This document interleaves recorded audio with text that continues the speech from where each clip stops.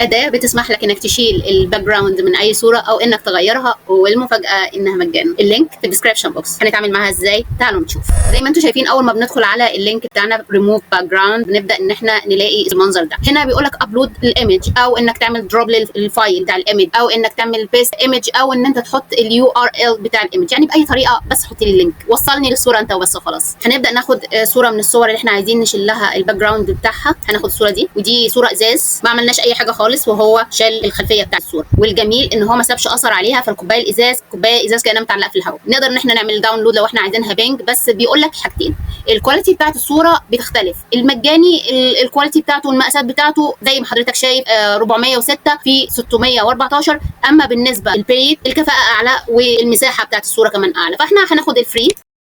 طيب لو انا عايزه اضيف باك جراوند عن طريق الاداه دي، هختار من هنا الباك جراوند، وبعدين هشوف الباك جراوندز الموجوده عنده. هو بيديك مجموعه من الاختيارات تقدر ان حضرتك تعمل سكرول بيها، ومن ضمنهم على فكره الاختيار الاصلي اللي كنت موجود عنده. وممكن ان حضرتك تضيف باك جراوند من صوره ثانيه زي كده مثلا، وبرده تقدر ان حضرتك تنزلها عادي خالص. بس زي ما قلنا الريزوليوشن او الكفاءه بتختلف وحجم الصوره بيختلف. ونقدر نعمل ايه كمان؟ نقدر ان احنا نحط في الباك جراوند ده مجرد على دي، هسيبها لك تجربها. لو انا هستخدم التول دي حقيقي بكفاءه، فهي كفاءتها عاليه جدا في ازاله الباك جراوند، اللي هي الخطوه اللي احنا ما بنعملش فيها اي حاجه او من اي حاجه ثانيه. فاحنا ممكن ان احنا نستخدم الايمج اللي طالعه منها على الكانفا او على الفوتوشوب. زي ما احنا شايفين كمان ان هو ممكن يقول لك كرييت ديزاين باستخدام الكانفا. ولو استفدتم من المحتوى من فضلكم اعملوا لنا لايك وسبسكرايب عشان تشجعونا، وشيروا علشان غير. شكرا ليك. ودي كانت